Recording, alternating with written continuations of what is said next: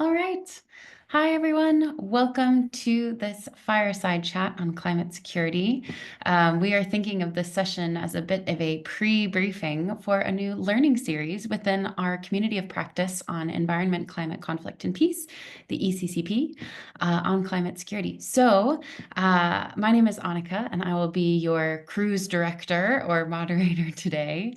It's wonderful to have some of you here with us in person, and also just a warm welcome to all of you who are watching this recording in the future.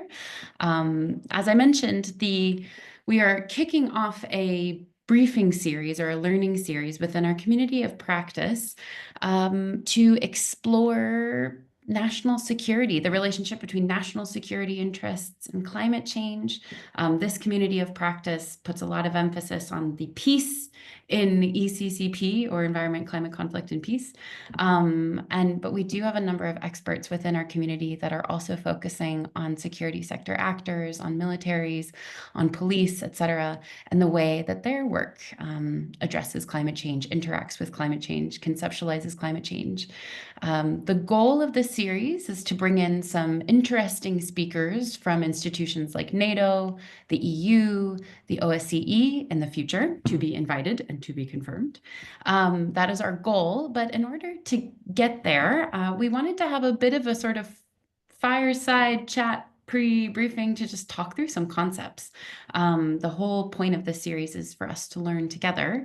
And so I'm very, very lucky to be joined today by two experts who are going to help us unpack those concepts. The way that this session will work is that we'll have a brief presentation, then I will be peppering our experts, to be introduced in a minute, with a number of questions. All of you are welcome to put questions in the chat, but also to put your own thoughts and answers in the chat. I really recognize that we have a range of expertise in attendance here as well today. And then we'll open up to a bit more of a discussion.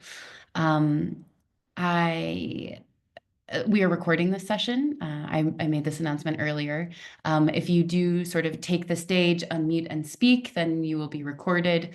And what you put in the chat also will be captured as well. But if you have your camera off, that's fine. You are not being recorded. Just those who speak are. So I believe that covers most of our sort of housekeeping points. And we'll be happy to introduce our two guests and speakers and experts. So first we have Raquel.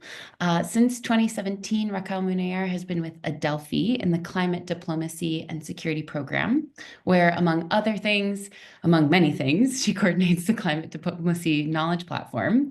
Her research focuses on the impacts of climate change on food and livelihood security, climate-related conflict dynamics, and sustainable land use and food systems. And we'll be going over to Raquel in just a minute. But first, I'll also introduce our second speaker, an expert, Abby Robinson.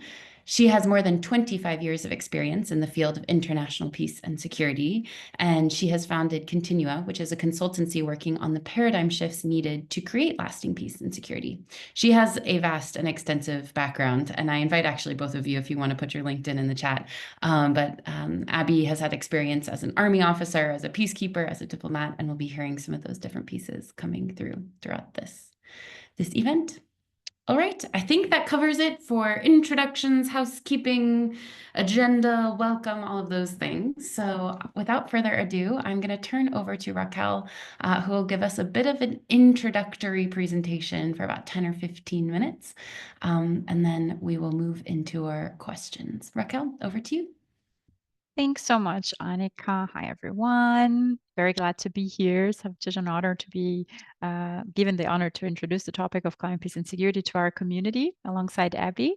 Like Annika said, in the next 10 to 15 minutes, I will try to lay out the ground a bit for the topics that will be discussed in this briefing series by tackling this very basic question of what is climate security or climate peace and security, or what we are referring to when we speak of it. So it will be quite introductory, this first few minutes with me, but to make this more interesting and maybe easier to understand, I will use concrete examples. So for those of you who are familiar with the concept of climate peace and security, maybe there is an interesting example or resource for you here as well. Let me share the screen. I thought I was sharing all this time.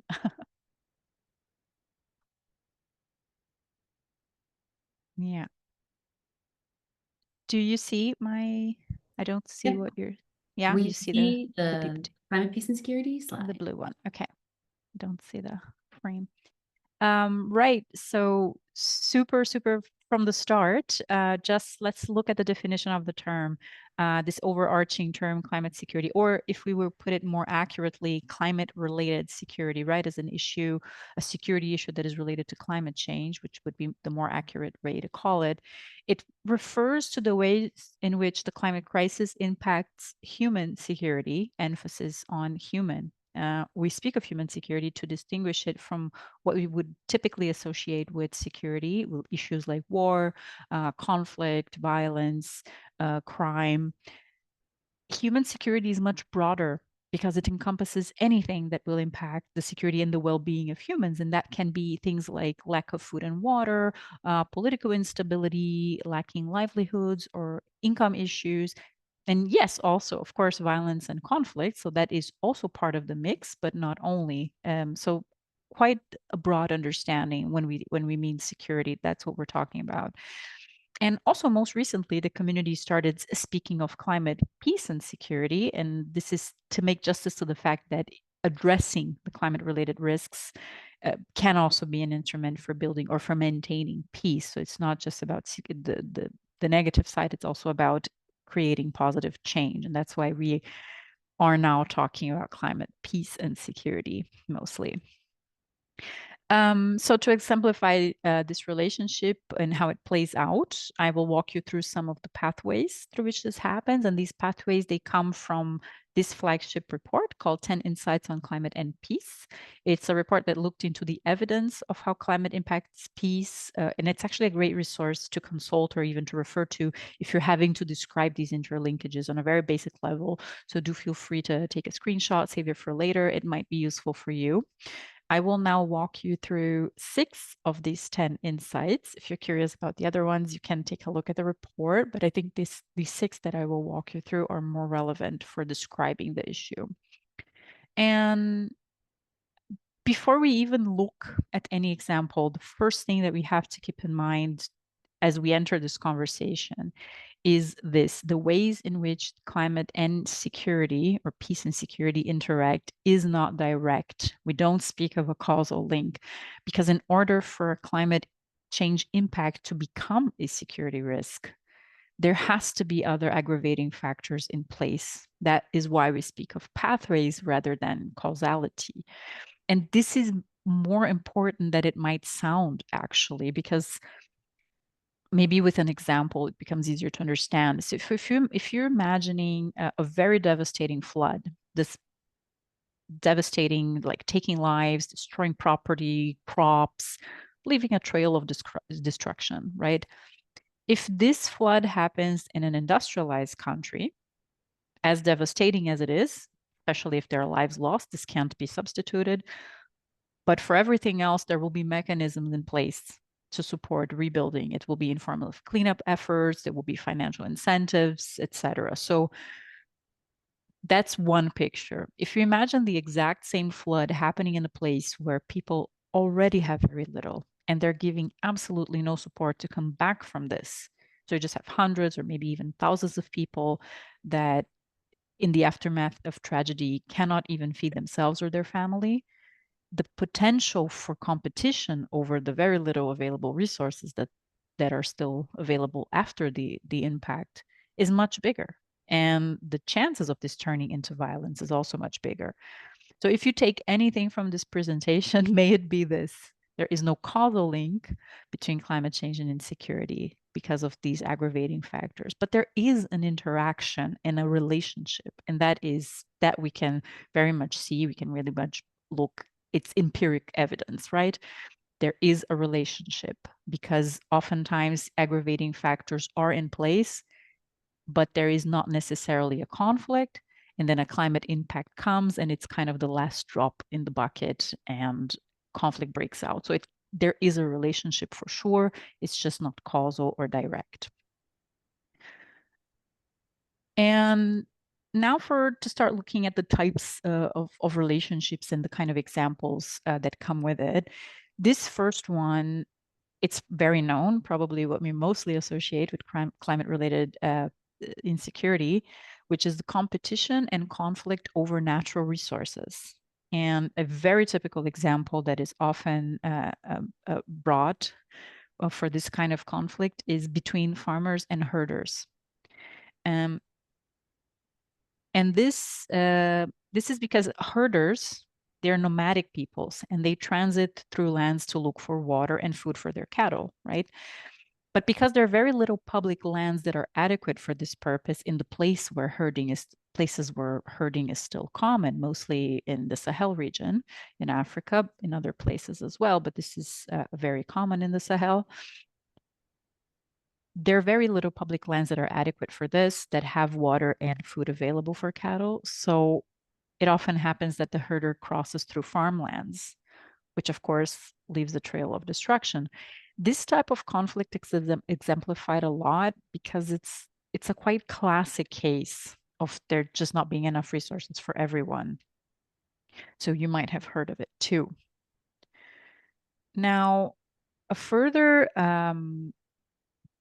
pathway of climate-related insecurity, very much similar to what I was talking about, but just looking from another perspective, is how climate change impacts livelihoods. And there are two things that can happen mostly. We speak of two things that happen when climate change impacts livelihood, one being mobility, and the other is what we call maladaptation, which is when people turn to illegal coping mechanisms to sustain themselves.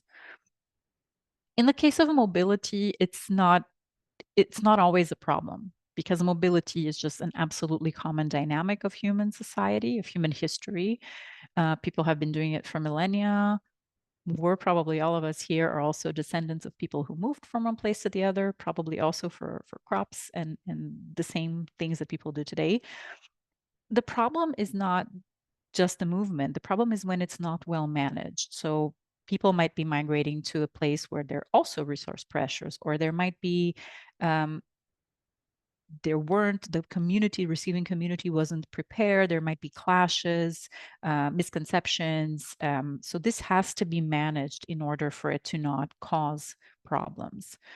With maladaptation, the other example, it's a little bit more complicated. This is when people manage to adapt to a situation, but it leads to other problems. So one example that we came across in our work was of farmers in Afghanistan. So farmers who were traditionally growing food crops, but they were suffering a lot of losses and there were consecutive droughts. They could never really come back from it because there were droughts, and then the next year there was drought again, and they could not really come back to the situation they needed economically. So there was an opportunity in the region to switch to poppy seed crops, which are used for opium production. It's a very drought resistant crop and it's much more lucrative, of course. So the farmers who did that managed to maintain their livelihoods. They've adapted.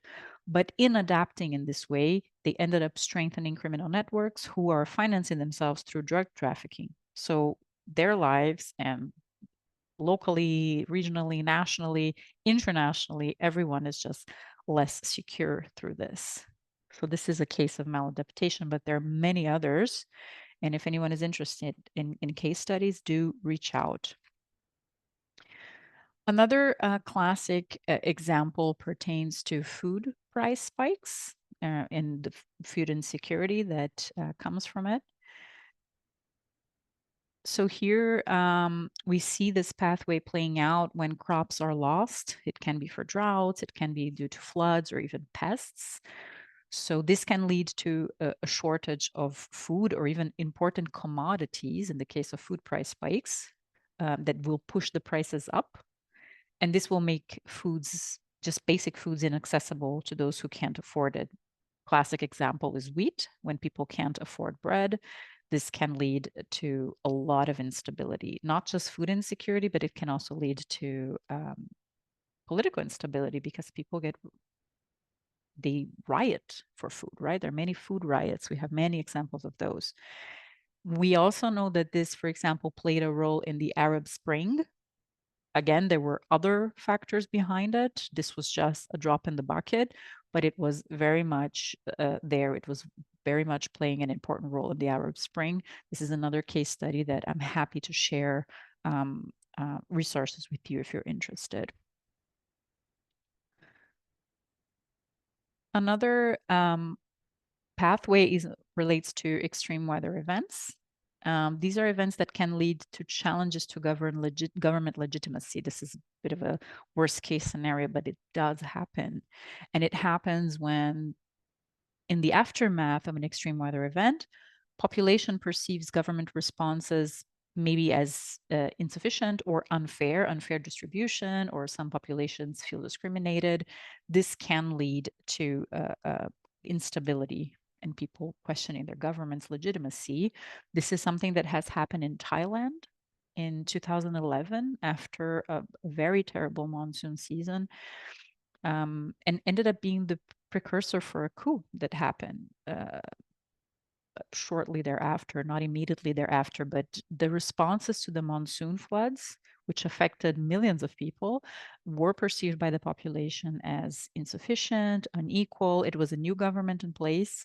So right after the riots started, protests against the government, and the government ended up falling. And it all started in the aftermath of the floods. But I've been giving a lot of bad negative examples. So maybe here at this point, I can give you a positive example. Some of us might still remember the tsunami that affected Indonesia in 2004. Very large scale weather event, horrible. But what many of us don't know is that the country's north, Aceh province, which was the tsunami hit mostly this region, they were in civil conflict since the 1970s. So there was a civil conflict between the central government and a separatist movement in that region. And they were hit by tsunami very hardly. Um, and in the aftermath, so we had this situation, decades of conflict, tsunami, everything was in place for a cauldron of fragility and insecurity. But what happened instead is that the president of the time saw an opportunity to leverage the situation for promoting the need to work together for reconstruction. And all of this ended up being very well received by the communities at the time. And it did culminate in a peace agreement that is still in place today, so more than 20 years later. So just to give a positive example, because this doesn't come up so often in our field, although there are positive examples. And the final one that I will mention today, because I think for us who are maybe practitioners, those of us working also in implementation of projects, it is a very relevant one. Definitely an overlooked point, which is relating to the unintended consequences of poorly designed policies. And here we're talking about two areas, right? We're talking about climate and we're talking about peace and security. They tend to be dealt with separately by different organizations, bodies with different mandates and different people, which is a problem, which is why we talk a lot about integration and looking at problems together, because we have a myriad of examples about how policies in one area caused problems in another. A very good example of this were climate policies in the early 2000s, which incentivized production of biofuels in Latin America, Africa, Sub-Saharan Africa. Now, this was a measure intended to address the climate crisis, of course, but it ended up leading to several and massive land grabs. So people being expelled from their lands, losing their livelihoods, falling into poverty, criminality, and activating the other pathways we've seen before in relation to conflict resources, livelihood conflicts, um, conflict, no, conflict for resources, and conflicts relating to livelihoods. So that's what happened when we don't integrate and when we don't talk to each other and try to understand how one policy or how one program influences the other. And security policies can do this too. Security policies, for example, in the Lake Chad, in the humanitarian crisis of the Lake Chad, which has had basically so many elements of both climate and security issues playing out in the same place. We had there worked there in an assessment, and this came out from the assessment that this security policies put in place to protect people, so putting limitations to movements so that people couldn't cross from one part to the other, actually led people to not be able to continue their livelihood. So fishers who couldn't go fish, or farmers who couldn't attend to their cattle, or people who couldn't go out to go fetch for wood, and ended up having to deforest the region around the camps, that made them more vulnerable to climate change.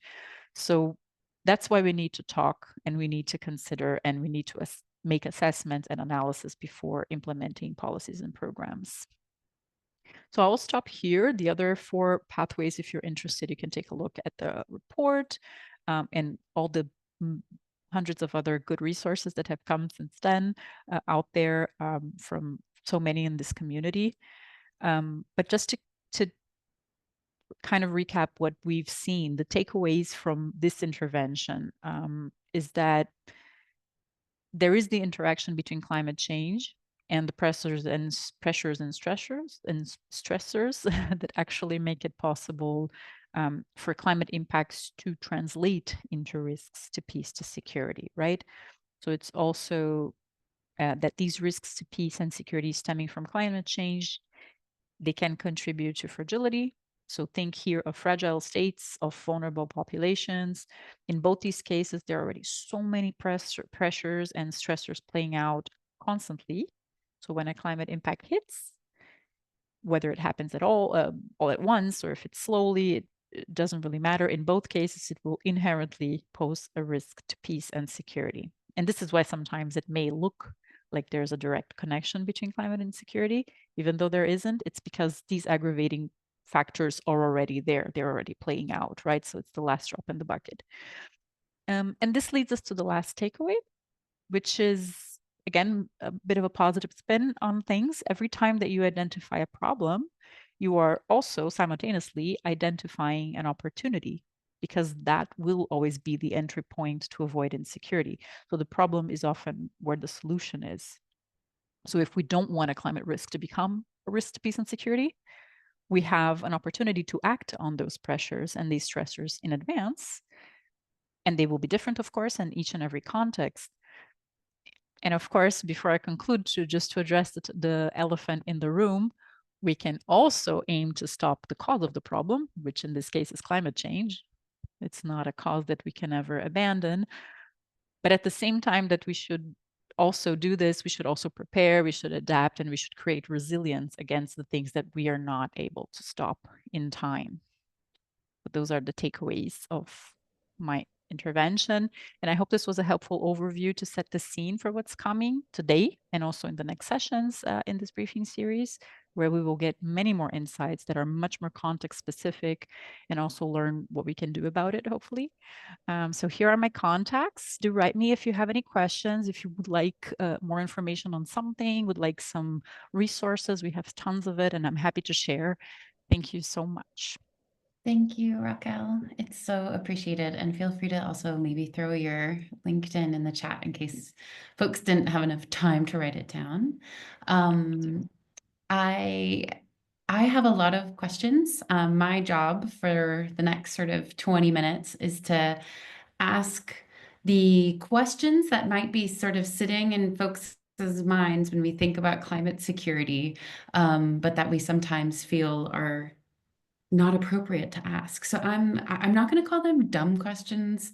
They are going to be some of those big questions. And for those of you who are climate security experts in the room, feel free to put your own answers in the chat. We have folks here from a number of different think tanks and peace building organizations and different types of actors.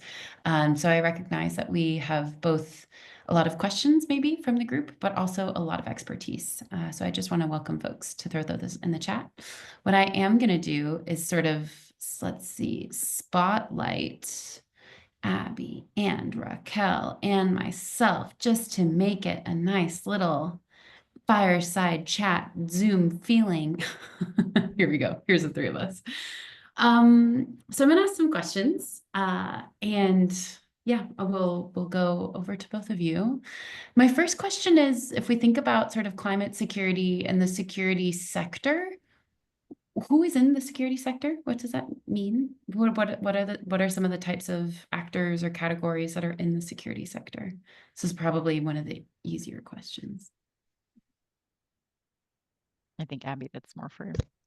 I'll start. And then I know Yeah. that in addition to Raquel, I know I saw some other colleagues in the group here on this call who can also add to this. But I guess what I will say is I think it's important pretty much in all cases, but certainly in the case of climate security, to define the security sector broadly.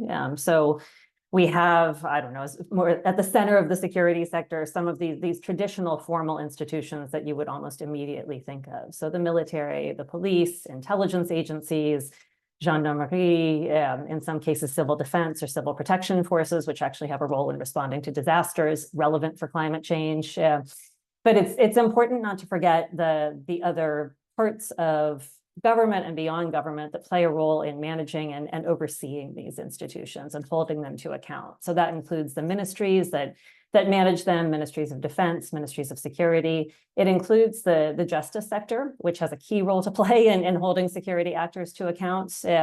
Also includes more independent oversight bodies like national human rights institutions, anti-corruption commissions, I think especially parliamentary oversight commissions for defense and security, because that's where you, in theory at least, should see a link back to communities and what they need and how their security is being impacted by climate change. Also other, outside of the government, other oversight actors like civil society organizations, again, have a key role to play in putting the concerns of communities on security agendas, members of the media, and then beyond that, communities themselves are part of the security sector. And I think I saw Viola on here. Viola and I did some research together for DCAF in Geneva. And that was a really important part of what we looked at. The reality is that no institution, no security institution, no matter how well resourced, is going to be everywhere all of the time and always able to help communities respond to disasters or other manifestations of climate insecurity. And so it's really important to think of communities as part of this sector as sort of the first line of defense. And I think that's where we might see some interesting prospects for different partnerships in the future, for example, between civil society, local communities, and formal security institutions, and really thinking about our shared responsibility for security. So I'm sure I've left some actors or categories out, but that's at least where I would start. And there's actually an event coming up on Friday talking about civil-military collaboration that I'll talk a little bit more at the end of this session. Did we miss any, Raquel? Anything you want to add? Or should I go on to the next one? No, we can go to the next one. Yeah. Okay. So now that we have a sense of sort of who the security sector is, who might be participating, I'm curious to what extent the security sector has engaged in climate and environment issues. And I realize that is the broadest question on Earth. But can you just give us a sense? It might even be helpful to think about it in terms of sort of like how different levels are engaging with climate change and different how their mandates might shape their responses. Abby, you want to take that? I can start with this one again, and then Raquel, you're welcome to fill in, and others as well, obviously. Yeah, let me see how I can structure this, because there's a lot to say here, but I'll try to provide an overview, and then we can always come back to this. But I think what you said, Annika, is important. Like the two top line answers I have are security institutions like the military and police see climate and environmental issues through the lens of their mandates, and that's important. And they also see them as one of many challenging issues that shape the security environment. So these are now on the agenda more prominently than they once were, but they are certainly not the only issues these institutions are paying attention to, and they're not usually at the top of the priority list. Militaries, for example, I think long before we were talking more actively about climate change, militaries, for example, are certainly they're responsible for external threats. So Raquel kind of contrasted state versions of security or notions of security and human security earlier in her presentation. When militaries look to the future and think about what they need to be responsible for responding to, they're thinking about big dynamics, conventional conflict, cross-border attacks, terrorism, the kinds of things that can really be destabilizing for a country. They also have a mandate to help civilian authorities respond to disasters and to provide humanitarian assistance. And it's kind of a logical role for militaries to play, because They have unmatched logistical capacity when you compare them to other parts of the government, at least other civilian agencies. And so because of these mandates, militaries, and I'll probably talk more about militaries than police, militaries have different levels of sort of caring about climate and the environment. One, I would say, is more internally focused. So because militaries have to respond to large and complex and very serious threats, they think a lot about their capabilities, and they think a lot about their readiness to respond quite quickly. And one element of military capability is military infrastructure. And military infrastructure, just like civilian infrastructure, is vulnerable to climate change. You know, you can think about Navy bases along coastlines that are vulnerable to rising sea levels. You can think about other bases in low-lying areas that are vulnerable to flooding, wildfires, you know, everything that civilian infrastructure is vulnerable to. But when military infrastructure is impacted, it can have a significant impact on the ability of military units to respond. So this is something that's been very much in focus the past few years, and it's an interesting kind of link into looking at how militaries think about this. Militaries also have technologically very sophisticated capabilities that will be impacted by climate change. This is something NATO has thought quite a bit about. Extreme temperatures affect the ability of aircraft to take off. Ocean acidification affects sonar and other equipment in maritime patrols. So you have this whole piece of looking internally at how do militaries need to technologically, and from sort of an infrastructure resilience perspective, need to prepare for a climate impacted future.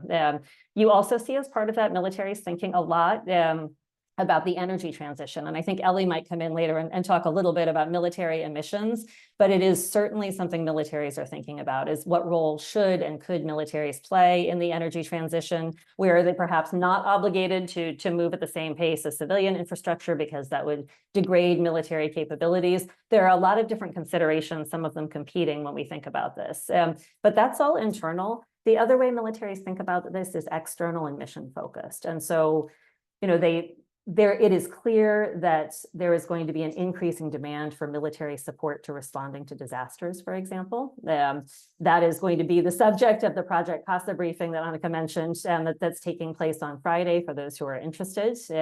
And this is something that's really stretching militaries thin already in different regions. And there have been military leaders who have expressed real concern about this, and it has significant implications for planning for the future.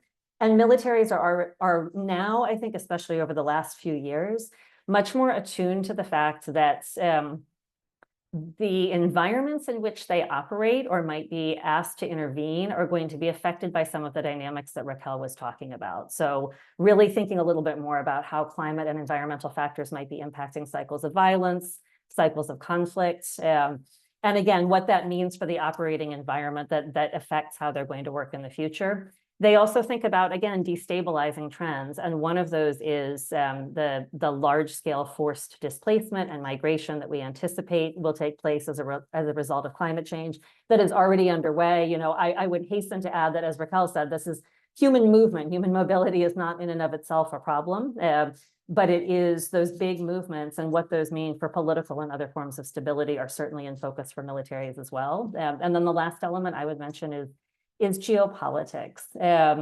Militaries and also more broadly the security sector, including intelligence agencies, are paying close attention always to how the geopolitical landscape is changing. And it is changing as a result of climate change, not just because of political instability that might be caused, as Raquel mentioned in her presentation, but also because of other factors like the energy transition, you know, the race to secure access to critical minerals, for example, and how that's kind of changing where and how power is held. So we see attention being paid to these issues as well. And I think, you know, the energy transition in particular and energy security is a broader concept, and what that means for economic security is also important. So that's military. Police, I'll just mention very briefly that we see an increasing focus in many regions on environmental crime. In Europe or in North America, that's not held as a serious security issue. And yet we see the degree to which it is indeed serious in other regions, like the Amazon basin, where environmental crime is tied up with other very serious forms of organized crime, like narco trafficking and human trafficking. And it represents a threat to the state. It represents a threat to local communities. It's accompanied by very high levels of violence. And so it is absolutely part of the security landscape. And I think worldwide, we see an increasing focus on environmental crime among these different types of organized crime. So these are kind of at a very basic level, I guess, some of the ways in which we see security institutions starting to pay closer attention to climate and environmental issues. Environmental issues are not new for the security sector, but they're more in focus now. And you also see that in the increasing number of, I think, national security and national defense strategies that more prominently feature climate change and its security implications. And it's why we hear a lot in the security sector about the threat multiplier of climate change. Exactly as Raquel said, climate change is not on its own, a security threat, but in combination with other factors, it is likely to exacerbate conflict, disasters, some of the other things we've been talking about. And so we really see this evidence of the security sector, the formal security sector, starting to pay closer attention to some of these issues in recent years. So helpful just to sort of unpack those concepts and those definitions, particularly if we're engaging over the course of this learning series with some of these actors like NATO, that we really understand what are some of the different sort of prisms internally, externally, that they might be engaging in. Raquel, I'm curious if you have anything that you'd want to add, any other insights about how the security sector has engaged with climate and environmental issues over time, anything else you'd want to chime in there? Yeah, I think that Abby already started talking about the environmental crimes. That is super important. Firstly, it's a little bit more on the agenda right now because of Brazil hosting COP, and then we're kind of looking at a little bit more different types of how pathways play out. I mean, they're super context specific, and they're definitely different in a developing country than they are in a least developed country or in an industrialized country. And environmental crime is super relevant. And it's also a little bit of a way of us to remember that the environment and the climate agenda are kind of like overlapping. And also, in terms of how much security, I mean, that would be a super new topic to unpack. We might have a session on this also later on, but on how much environment crime actually sustains armed groups or criminal groups that actually with international insecurity consequences. I mean, it is still profitable to explore the environment in so many ways, although I was just speaking to a colleague from UNODC about some environmental crimes actually been falling because there's just prices have been falling, for example, of wildlife trade, but there are others who are on the rise, definitely. So that would be a super interesting topic to unpack, and I think a different type of insecurity that we maybe have explored less in the climate peace and security community, but coming up. Yeah, definitely see it as a trend. That's something to look at. Yeah, an incredibly sort of relevant and rising trend. If anybody here, as we've mentioned, there are a number of experts in the room, have other points to add, please do put them in the chat. But I want to pick up on one point that Abby made earlier, which is to invite somebody else to the stage, Ellie Kinney from CEOBS. Ellie, if you are there, I'm curious if you could tell us a little bit more about that military emissions link, particularly why does it matter and what matters and what's happening on that agenda? We are going to get an entire installment with you in this learning series, but I'm wondering if you can give us just a little bit of a teaser trailer, and I'm going to give you a little spotlight up here. Over to you. Amazing. Hi, everyone. Yeah, I think that was a really, really extensive overview from both Abby and Raquel there. But I guess just to kind of add to that, I think it's important to kind of start out with this block of initial knowledge. So militaries are a really highly polluting sector. Research by CEOBS and Scientists for Global Responsibility estimate that militaries are responsible for about 5.5% of global emissions, which is, I think, like a staggeringly high amount. That's more than, I think, like civil aviation and shipping combined. And we do associate both of those sectors as being highly polluting. So I think it's useful to have this framing when we talk about militaries. And now this is military specifically, not the kind of wider security sector. So just to make that distinction there. Now this 5.5% is an estimate. It's an estimate because in truth, we don't know the full scale of how much militaries are contributing to global emissions. And that's because militaries don't have to report to the UNFCCC, the UN Framework Convention on Climate Change. which means that many of them don't. There's a huge amount of underreporting that goes on when it comes to militaries and emissions. Yeah, and being, I guess, sort of like decades behind on reporting because of this exemption, it means that, yeah, there are a lot of data gaps in place, and militaries are kind of now just starting to get to grips with how they measure in order to manage and reduce their emissions.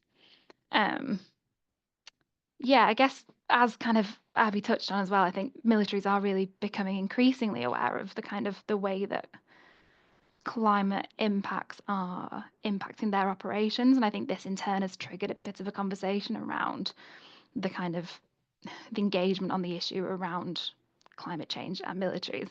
So I think that a lot of this does come from the perspective of how the climate crisis is impacting military operations, but there's a bit less so when we look at the way that military operations are impacting the climate crisis.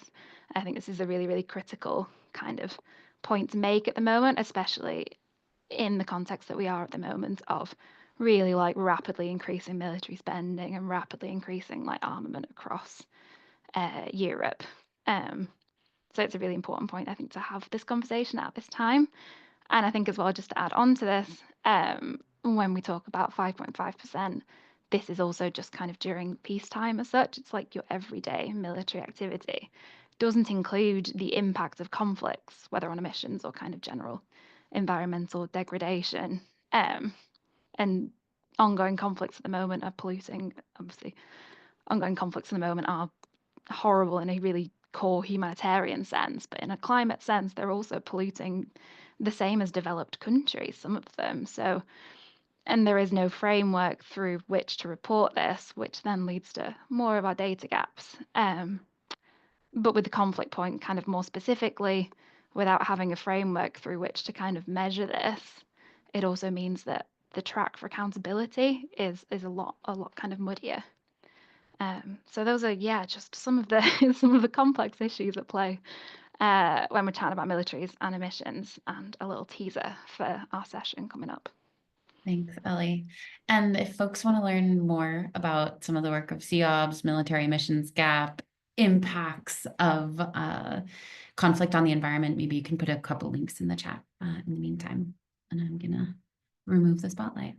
I have a hand up. I have a direct message in the chat. So I'm going to throw my plans in the garbage and come to the folks who have questions. So Camille, please, over to you.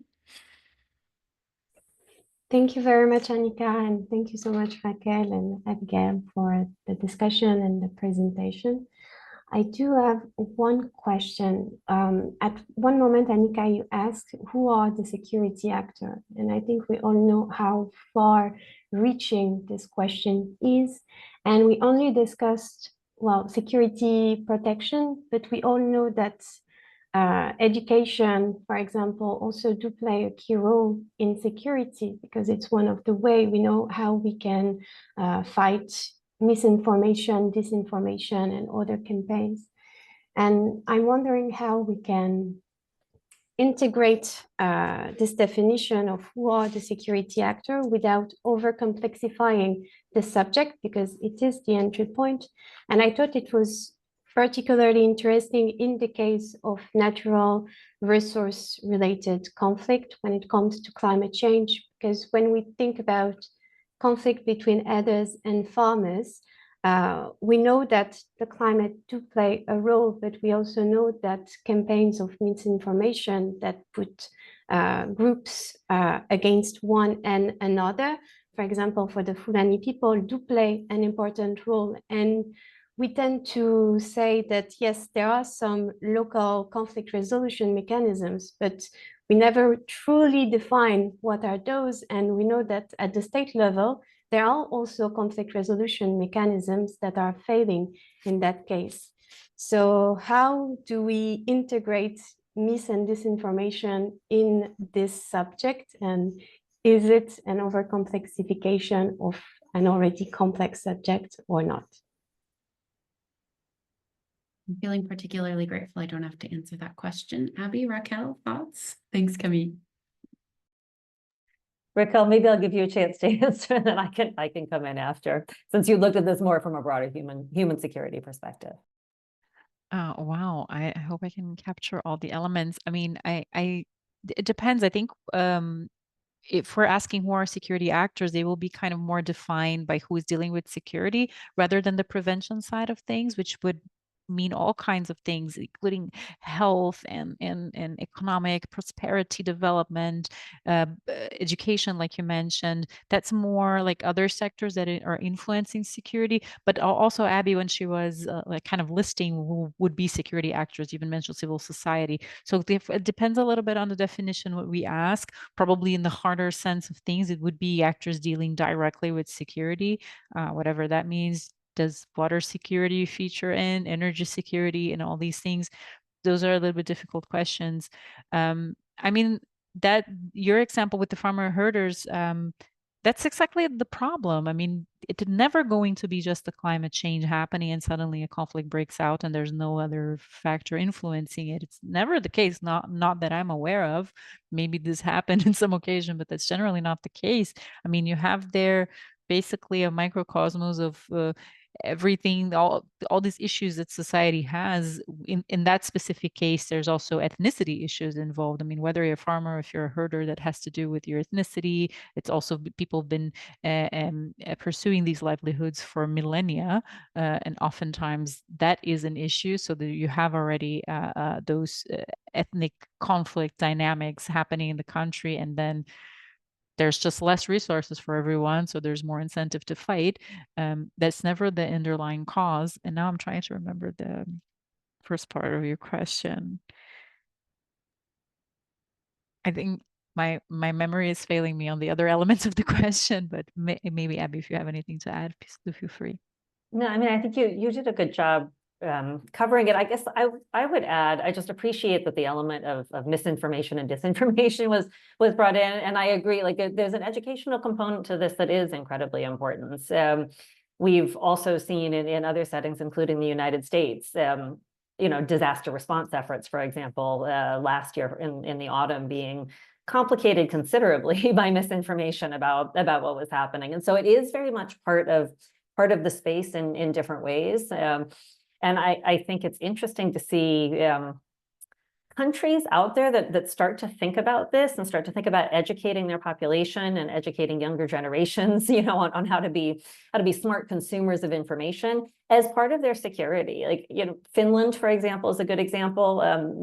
Not much to do with climate, but more to do with this particular element you've raised, of actually taking a pretty serious approach to recognizing the degree to which misinformation, disinformation are a threat and do destabilize countries, undermine security, even kind of hard security definitions. And so they're doing something about it. There is a real push educationally to pay attention to this, to make it, to bring it up in schools, to work with it more actively. And so I think that element is important, and it's not being addressed particularly effectively in a lot of cases. And I think we're going to, we ignore that at our peril, I guess, is what I will say. So it's good that you raised it. Thanks to you both. I'm conscious of time. Somehow time has flew and we only have about 10 minutes left. Like I mentioned, I received a question by direct message that's interesting and kind of brings me to a certain point and invitation. The question is essentially just an expression of curiosity on how the global backlash against climate change is going to affect attention of it to military actors, or institutions such as NATO, EU, etc. Now, I recognize that that is a sensitive question. And so I want to use it as a bridge to the final question that I have for both of you, as well as an invitation. I'm going to put the invitation in the chat and unpack that first before I get to the question. The invitation essentially is that we recognize there are a number of really sensitive issues and questions that we might not feel enthusiastic about discussing on a recorded video, and that's fine. So at the same time as we're using this recording and session to kick off a public-facing briefing series, we do also have a policy working group within this community of practice that looks at environment, peace building, and security.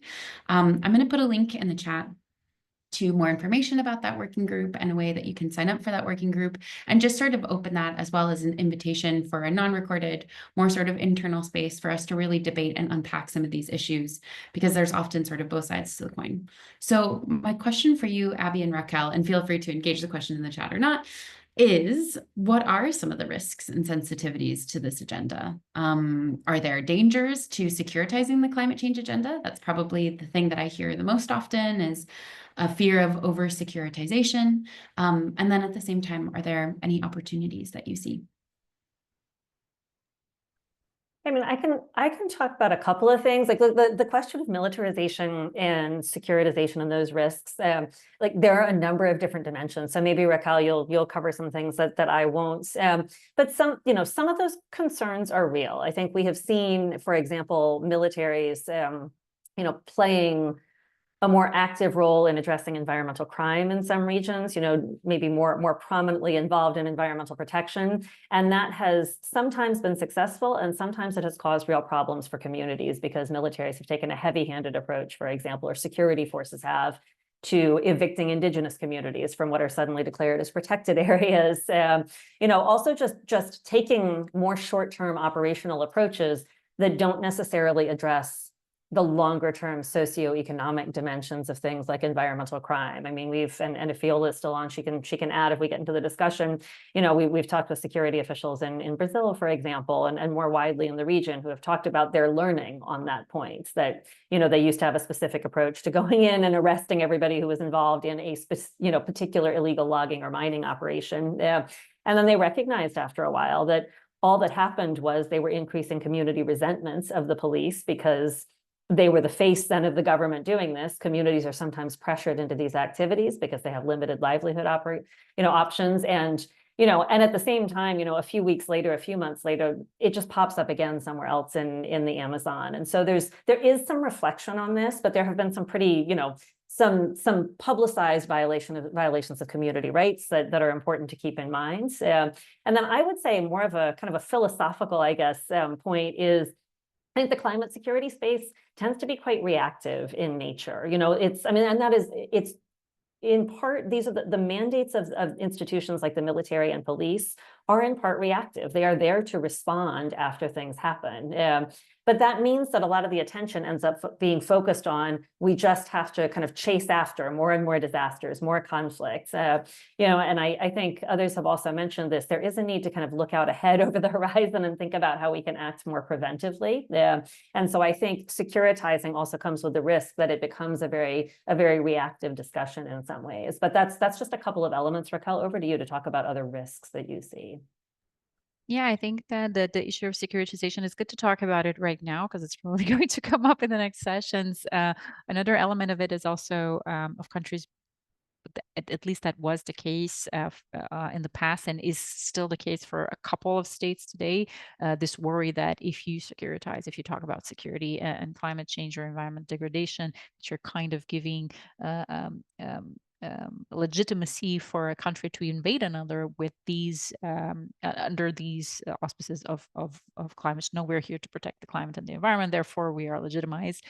So that kind of being something that I think most states have gotten over.